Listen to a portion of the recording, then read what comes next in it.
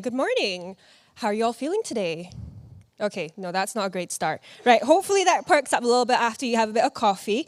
But it is 9 o'clock, so we are going to get you started. Welcome to the Data Science Festival. This is our 7th festival and the first of 2 that we are running this year.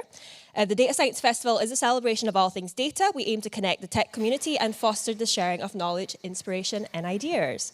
So before we get you on to all your talks today, let me just set a few things. Now, the Data Science Festival, my own fault for shortening that. The Data Science Festival is about content. It's got about great content. You're going to hear a lot of that on this stage today. You're going to hear that in all the rooms downstairs as well as you get through the day. But it is also about community. And a lot of the people who are here today setting this up are volunteers. We have room monitors in the back who are volunteers. I'm also volunteering. A lot of our speakers are volunteering. So as you see these people through the day, kind of speak to them. These are your community, right? Now, myself, I'm Karen. I'm going to be your host today for this room. By the day, I am also a data person. I work in a data consultancy as a senior analyst. And the weekends and evenings, I do other things. I work on open source projects. I come to events like these. I do hackathons. So, community. I've said that a couple of times. You get the vibe there. So thank you all for coming, because this is absolutely what it's all about, right? It's about meeting people. It's about hearing great content. So thank you for coming and helping build this really thriving community. Right. Moving on to next things. So this event is free to attend. And without the help of our sponsors, we couldn't make this event the success that it's been. Thank you to BSI, Digitas, Data Idols, Compare the Market, Unidays, Time Extender, PwC, King, Clio, Product Madness, dunnhumby, and finally, of course, CodeNode, who are giving us this very good event today, our good venue today. One of our key community partners this year is UN Women, which is a solidarity movement for gender equality, inviting people from around the globe to stand together as equal partners to craft a shared vision of an equal and diverse society. The He for She campaign is an invitation for men and people of all genders to stand in solidarity with women to create a bold, visible, and united force for gender equality. This initiative is one that we are proud to be upholding and forming a long-lasting relationship with UN Women into the future. If you feel called to get involved or donate, the information can be found in the back of your booklets. Hopefully you've picked up a gift pack on your way in, and that's there. Now, another thing that's inside your gift pack, if you've already picked it up, is the schedule for today. So that's where you'll find out your information about where your talks are and where to be. Now, also in front of the rooms, there are these banners. You might have seen them on your way in, and they'll tell you as well, like what talks are happening in those rooms for the day. So, not much longer, a little bit of housekeeping. We ask that you switch your phones to silent. I've mentioned the schedule, so you've got that as well. If you're recording, just kind of be mindful of any flashlights on your phones. That would be great. There are water stations, if you will, at the back of the rooms. Please help yourself to them. If you have any questions, look for people in volunteer T-shirts like this one. We're hanging about. And if you're moving about, just be a bit mindful of the cameras, actually. If you could, that would be great, because we are recording all these things. So, oh, yes, I've got one more thing to mention, sorry. This was the last one, right? This is an exciting one. So there is a LinkedIn competition going on while you're here today. Now, what we would like you to do is, if you take a picture or post on LinkedIn about what you're doing today, if you hashtag that DSF MayDay and tag the Data Science Festival, what happens is you then get entered into a competition and you can win a DSF hamper of goodies. Now, one of these goodies, I believe, is a Chili's water bottle, which is actually really good because I got one last year and it was great. It does actually say here, a £100 Amazon voucher, a DSF speaker, books, a Chili water bottle, and many more treats. So definitely worth getting involved in that one. So on that note, that's me done. And our first speaker for today is Phil from King. Now, Phil provides technical leadership for analytics teams across King's global offices. At King, he works on diverse data science projects, from forecasting customer lifetime value to content optimization and A/B testing new game features. He has spent the last 20 years working with big data sets to understand complex systems, from predicting flooding across the UK to playing quantum mechanical billiards. Phil. Hello, thank you so much for the introduction. And yeah, massive thank you to, well, of course, the host for putting on this awesome event. I'm here every year. I absolutely love it. Really looking forward to spending today talking to you all and listening to your talks. But today, I'm here to talk about the business of Candy Crush. And it's early. We're all nursing our first coffees. It's going to be fairly high level. And in fact, I'm going to tell you a story. It's going to be a story about the reintroduction of advertising into our business and the growing complexity of decision-making that's led to, which has fueled great demand for data science projects. It's going to be a bit of a science fiction story because we're only partway along the journey. Please come and talk to us later at the booth if you want to get involved in the future. But let's dive in. And of course, we need to start with some context for the story about the business of King. So King actually turned 20 years old this year. And I joined over 10 years ago myself. And at that point, King had hundreds of games that were mostly available for people to play on a web portal. We partnered with sites like Yahoo to make them available. And at that point, you could play those games head-to-head. It was a kind of skill-based competition thing. You could play for real money. It was really a very different business than what it is today.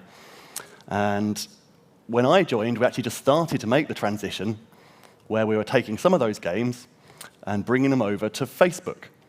So does anyone here remember casual gaming on Facebook? Maybe? Well, one of the games that made the transition was Candy Crush. So has anyone here maybe not played Candy Crush? Oh, there is one. OK, I'm going to come and show you Candy Crush later. It's really fun.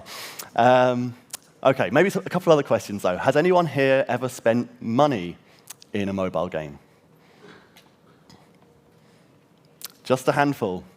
Not so common. Great, though, that we've got a bunch of gamers in general. What about advertising? So has anyone here watched an advert in a mobile or Facebook game? Yeah, OK, a lot more. Well, so really interesting. Thank you. So back in 2012, advertising was a huge part of our successful business. And, well, it's a large part of what's made us successful today. But when we launched Candy Crush on mobile, a crazy trend started that's continuing to smash records today. In fact, Candy Crush is continuing to grow year on year. It's been the top grossing app in the US mobile stores for, I think, 23 quarters in a row now, which is just incredible. And we're continuing to grow our player base and our payer base even. So the people choosing to spend money, even if there's only a few of you, there are more and more of those in Candy Crush every year. But back in 2013, so just shortly after I joined and Candy Crush launched on mobile, we took a very important strategic decision, which I think has helped a lot with the success of Candy, and that was to step away from the advertising business. So what we really wanted to do was focus on this new product space. People didn't really know what mobile gaming was going to be like, and we really wanted to dedicate all our teams to getting that right and to working out what people would be happy to spend money on in-app purchases in that game. Typically, in Candy Crush, you're buying extra lives so you can play more, or fun boosters like this, which help you progress faster and have more fun while you're playing. Now, accelerate forwards a few years. We got acquired by Activision Blizzard, actually, back in 2016. And a couple of years after that, we thought, hey, I think we've worked out how to do Candy Crush right. It's going incredibly well.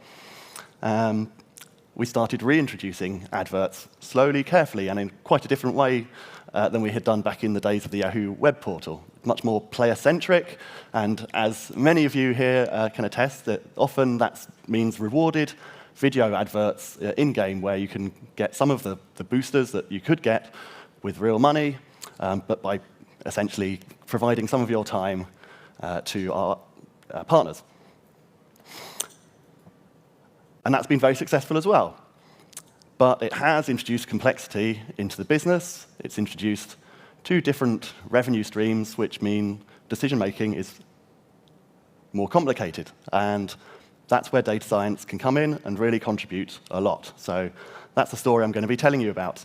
Now, actually, one of the things I'm not going to talk about today, which is an important part of the story, many of you might have noticed last year we acquired an AI company.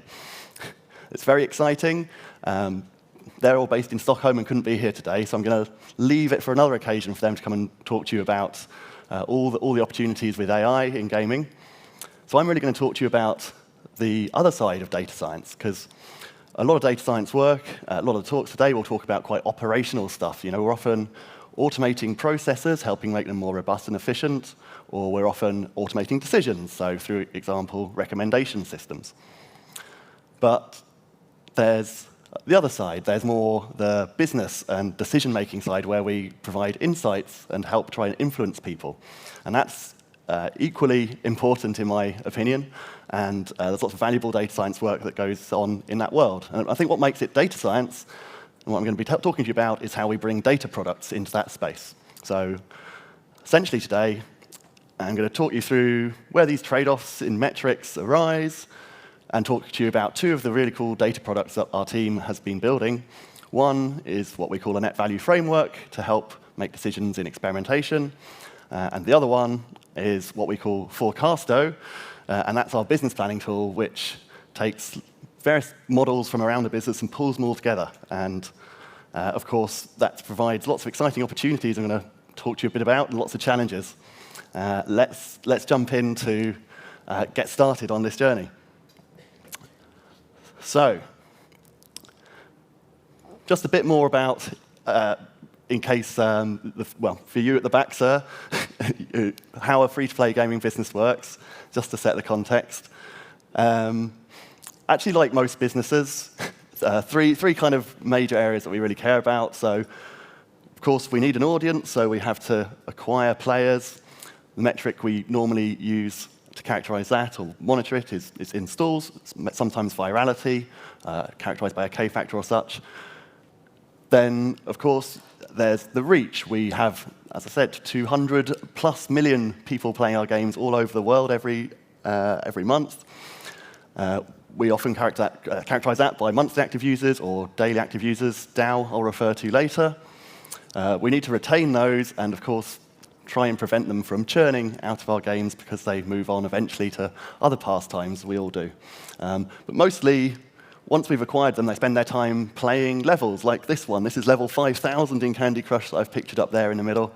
Fun little puzzly levels where you swipe things around, make lots of colorful explosions, and you have to try and essentially meet some goals within a certain number of swipes. Once we've got that audience, people happily playing Candy Crush, there's no upfront fees in a free-to-play business, so we need to find some other way for the company to try and keep the lights on and make some profit. So we have to monetize the audience, and as I have said, we now have two main revenue streams for monetization. We have the very successful in-app purchase business, and now a stream of revenue coming from an advertising business. And again, colorful, powerful, explosive boosters, as we call them, like the ones pictured here, are what players want to make the game more fun and allow them to progress faster, play more Candy Crush, essentially.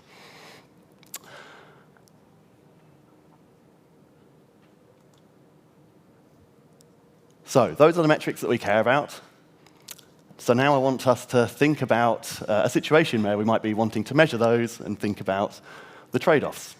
So our game teams are always very busy introducing new, fun features into our game.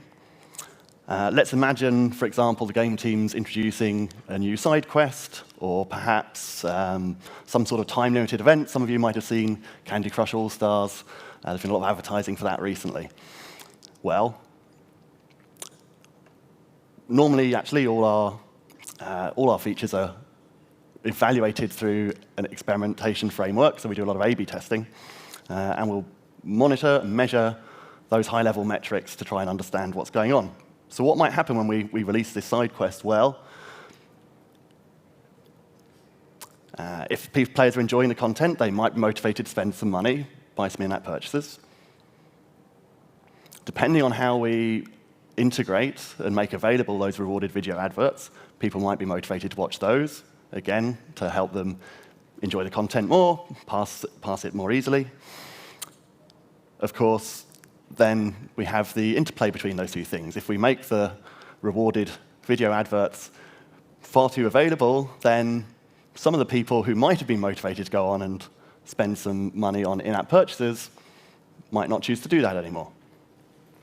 So that's the first important trade-off. But of course, there's always a trade-off in all these things in terms of balancing the game, making it fun for everyone, or the people who don't choose to take either of those options. If we don't get the balance right, then some of the people, well, will not find it fun. They might be demotivated and disengage with our games, which we certainly don't want. We want to get it right for everyone. So, if we've got different results in terms of our experiment for each of those, what are we going to do? So I wanted to just give you a snapshot of one of the tools I'm not going to talk too much about today from our data science tech team. They've created a really great experimentation platform, so these are just screen grabs from that. I can't reveal all the details, but essentially each of these charts is for one of the metrics that we care about. Actually, in the tool, you have hundreds of metrics, and data scientists spend a lot of time carefully designing the experiments with hypotheses and real understanding of what behavioral changes that should be happening, working very closely with the designers to make sure that it's all working well. But at the high level, from a business perspective, these are the things that we are looking at. So these are the main ones that I've shown here. And each of these charts is an uplift, so it's a percentage difference in the test case, so the new feature, versus a holdout. There are actually two lines on each of these charts. There's a red one and a green one. That's because there were actually two test cases in this experiment. And they're doing very, very similar things, and perhaps the two test cases aren't particularly interestingly different. And the bands around them are some sort of confidence band. I won't go into the details.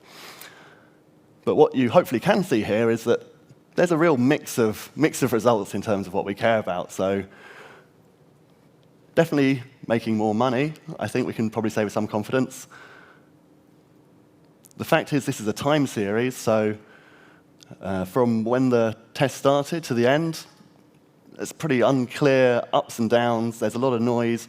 I don't think I'd be happy to draw any strong conclusions on the ad side. But on the reach side, the daily active users side, there's a pretty clear trend that's going down, not by a lot. And because of the time series nature of these things, I think there's an obvious question, where are these things going to keep going if I run my test for longer? Do I need to run my test for longer? Of course, we want to make decisions quickly. So we've created a framework to help people put all this together and come up with a reasonably pragmatic decision as soon as possible. And that's what we call our net value framework. Very simple, as I just said, it just pulls those things together. Essentially, it puts them all on an equal footing so that you can combine them all in a dollar sense. Now, hopefully you can all imagine the revenue streams for ads and in-app purchases. That's not too complicated. We need to put everything into dollars. We need to account for platform fees and taxes, that sort of thing. But that's relatively straightforward.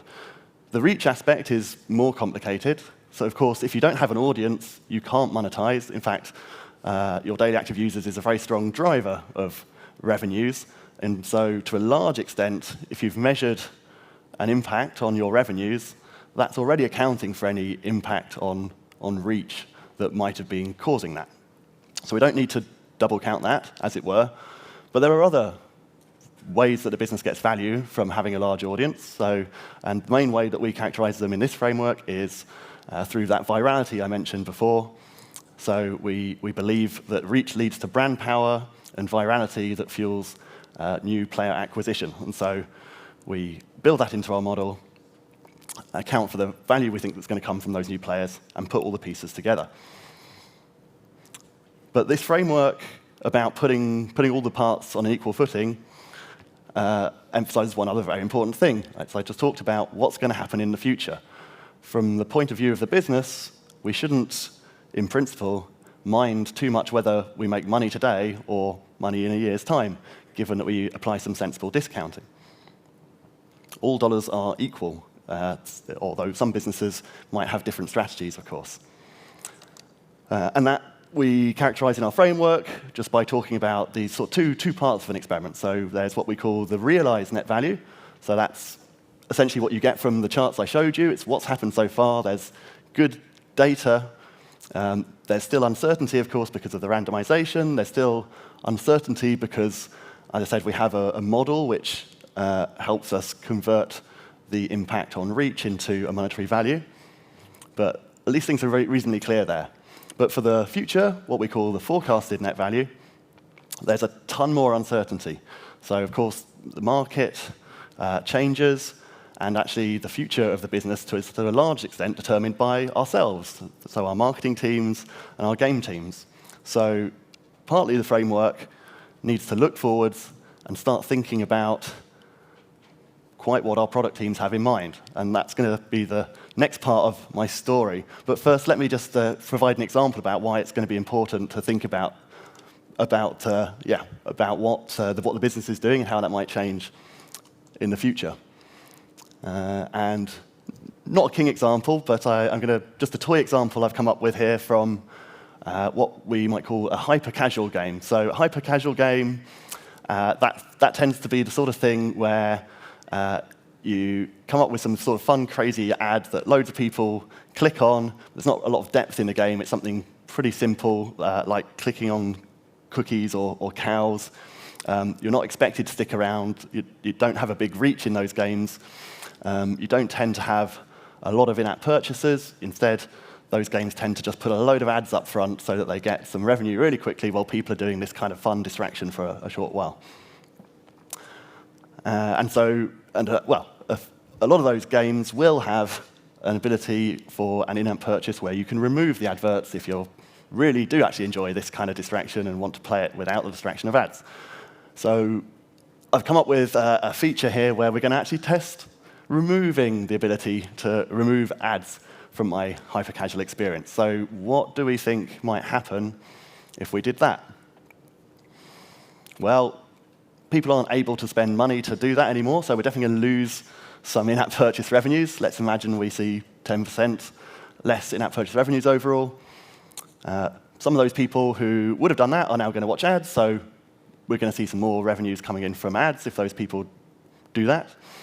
And, well, because some of those people really didn't want to have to do that, maybe there's an impact on reach, and it's a small number of people who are affected, so it's probably not a huge impact, but there's going to be some impact. Those people just don't play the game for as long as they would have done.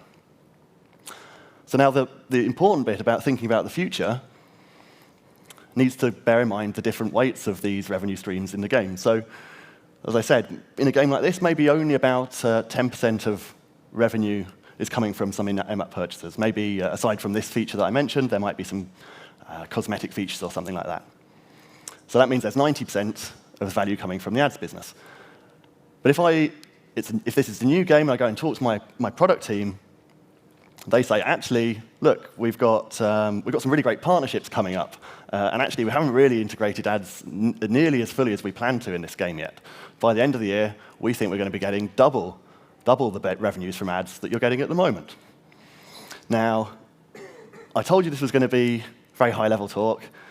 I'm going to let you do some mental arithmetic now. I don't think it's too hard, but if we stick with the picture today, essentially, this doesn't look like a great business decision. It's kind of on the edge, but essentially you're going to lose more from the in-app purchase loss than you're going to gain from those extra adverts. But if we believe that the product team is going to successfully implement everything they think, and if we believe that the kind of results we're seeing at the moment might transfer to the audience and the business in the future, then by the end of the year, this is going to look like a great decision. There are big ifs there. That makes me uneasy as a data scientist. But nevertheless, if we want to make the right decisions, we need to bear these things in mind, and we need to think about them. So we wanted to start working with our with the business to understand their plans better. But actually, one other thing I wanted to say, just before we dive into that the complexity doesn't stop there, because I guess in that example, we could just leave our experiment running longer if we wanted to see what happened. Obviously, the business doesn't want to make decisions quickly, but we could. But people were still nervous, despite our net value framework, about times when there's an impact on reach. They certainly, as I say, as a business, we want to be delighting our players. We want them to be engaged, and we always really want to be releasing features which overall increase the reach of our business. So when we started talking to our business partners about the way we're thinking about these things, someone came up with this idea.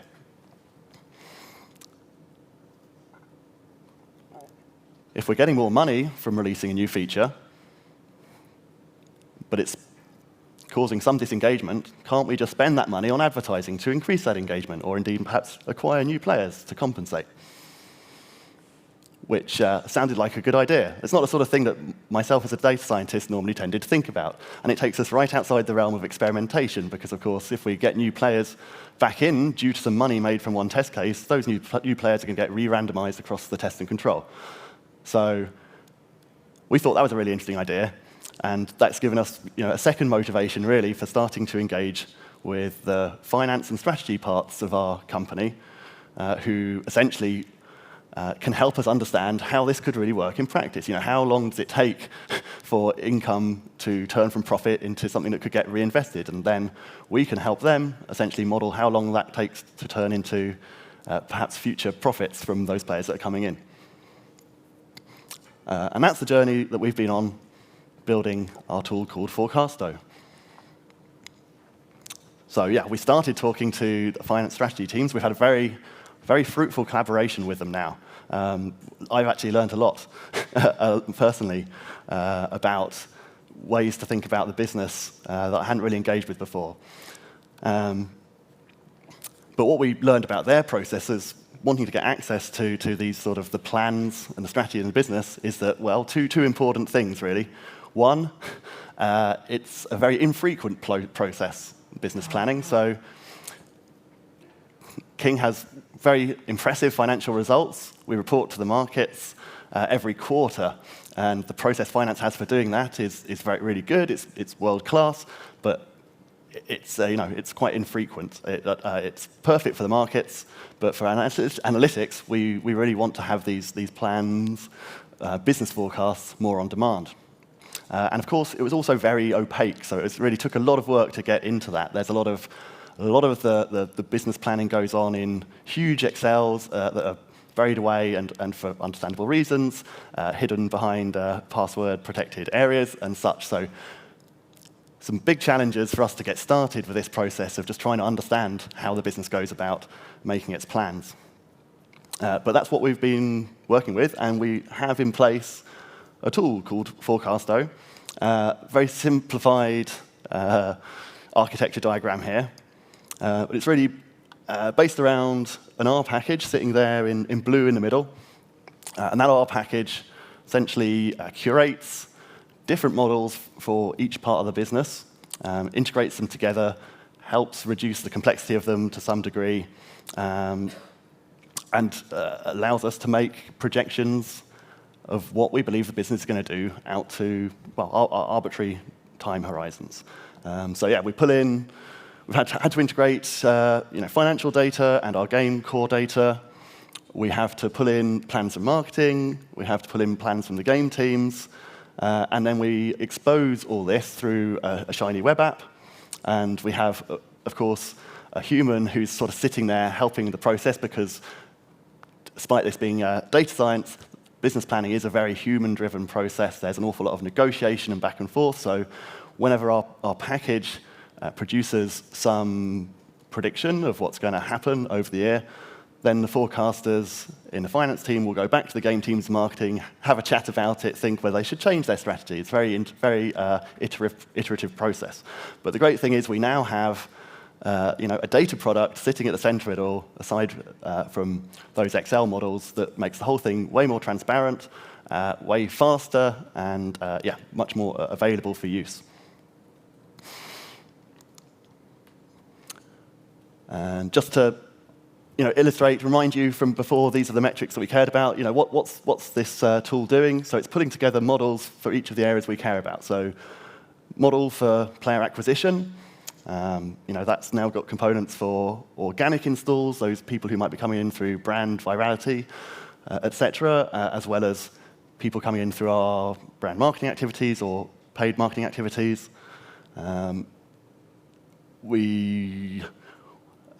Actually, I might emphasize already, one of the great things about this framework and the package sitting at the center of it all is that it's actually completely model agnostic. So I won't go into the details of these models because there's no one model.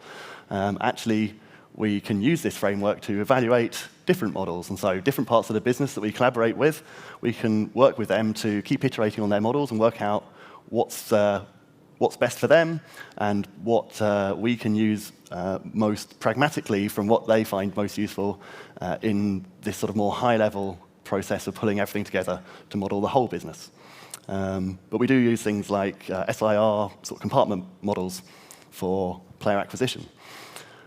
For reach, we have simple survival models, nothing particularly fancy. Monetization gets more interesting, so monetization, sort of simple base models, simple regressions.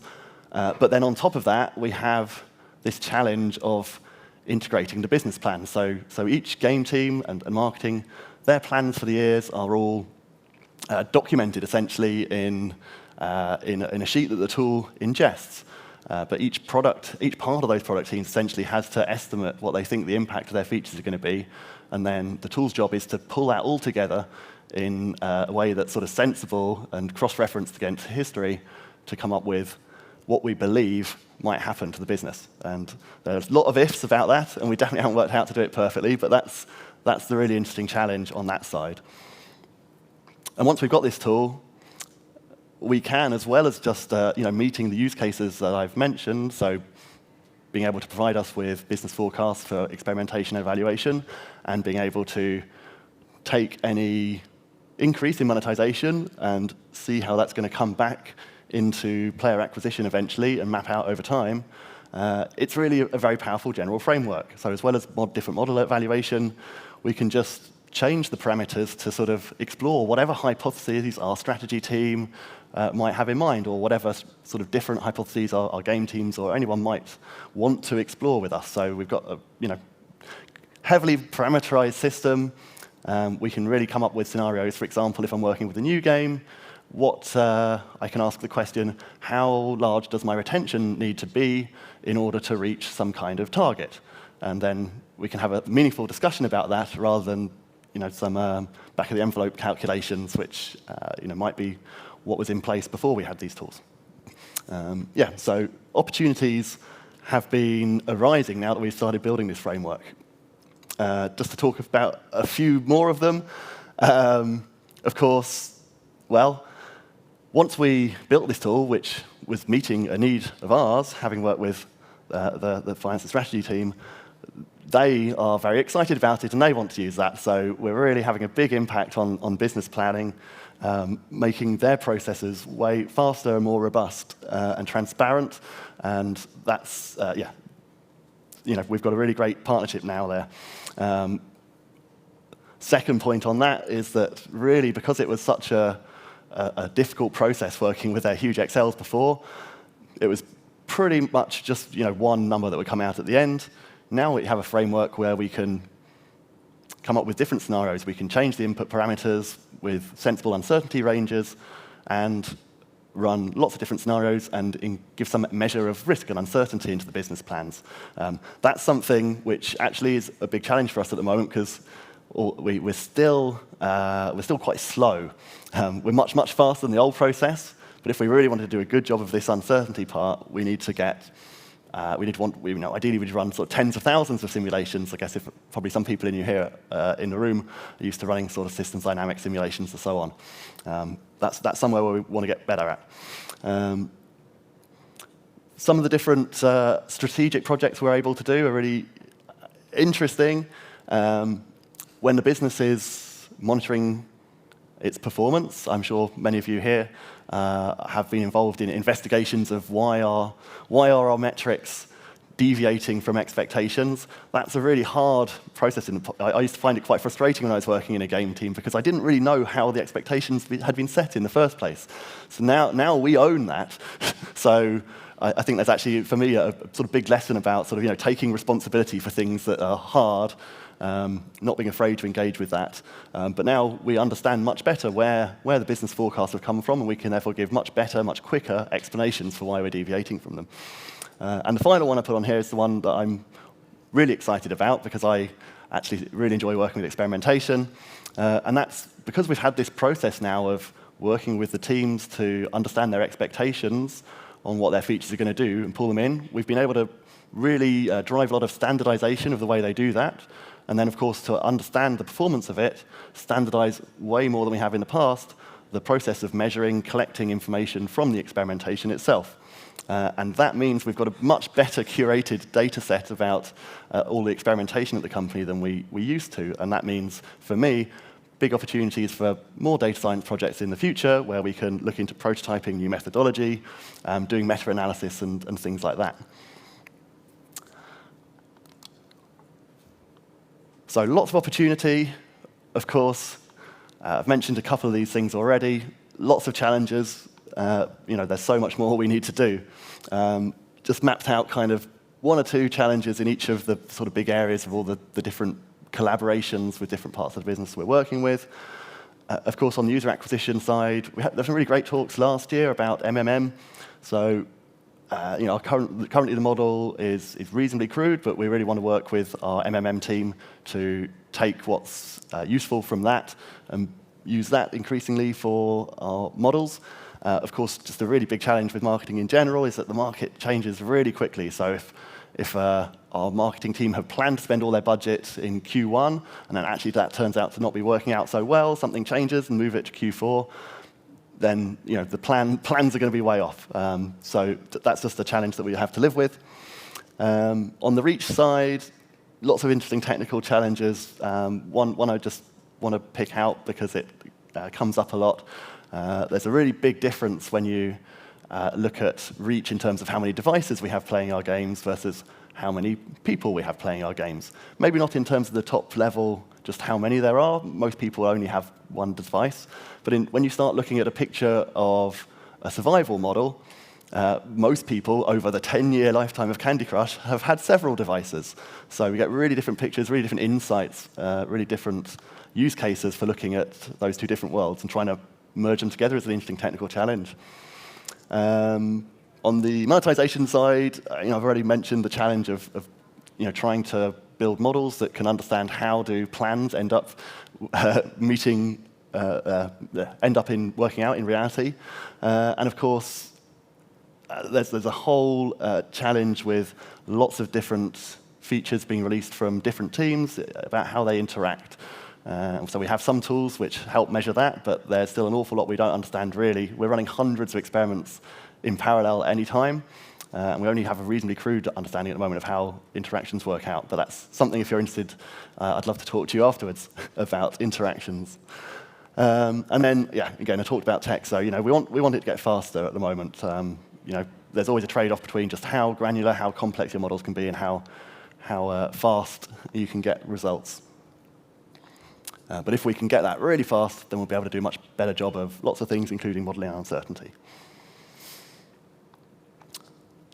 So I think I'm going to wrap up. So where's our story come to? Well, as I said, probably we're only really at the end of the first book in a series, but we do have our first version of our Forecasto tool live.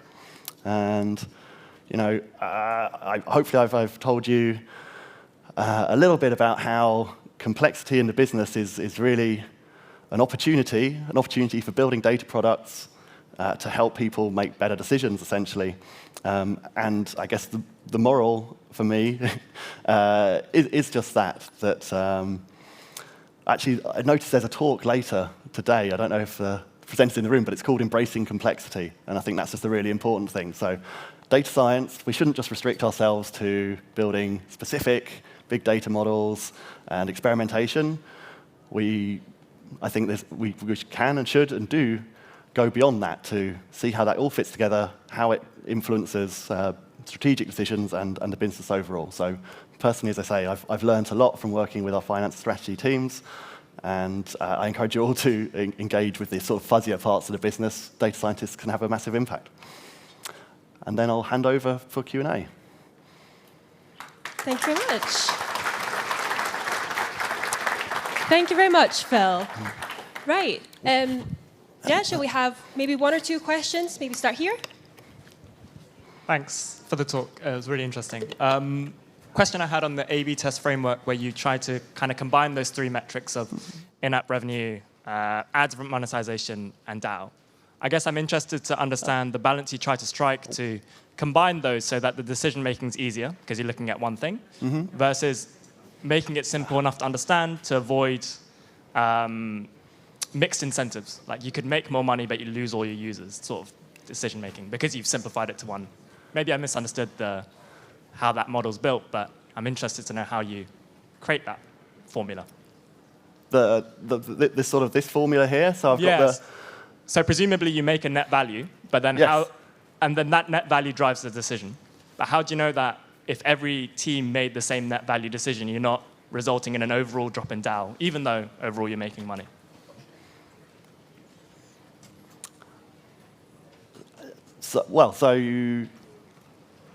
I mean, that's partly where the idea came of whether the money can compensate for the loss of DAO. But yeah, I'm not sure I totally got the question. But I mean, if you're losing, let's say if you're losing 10% of players, but those players were people who never chose to engage with spending money at all, then that would have no sort of a priori impact on the monetization metrics, right? But what we take into account, I think, is, as I said, sort of the brand power and the virality of that reach loss. So we would, in the framework, acknowledge that was going down, and we would turn that reach loss into a potential future financial loss, and that makes it on an equal footing to be able to compare with the potential gains or losses from the more obvious immediate financial metrics. But do you want to follow up? No. Well, I'll hand on. It's OK. Well, thank you very much, Phil. Thank you. We are going to take a quick break now and switch over to our next speakers, our next session. But Phil, I think you're going to be around today. Yes, please. Sorry, other questions, come and grab me. Let's have a chat. Absolutely, that'll be the chance to ask more questions then. So thank you very much again, Phil.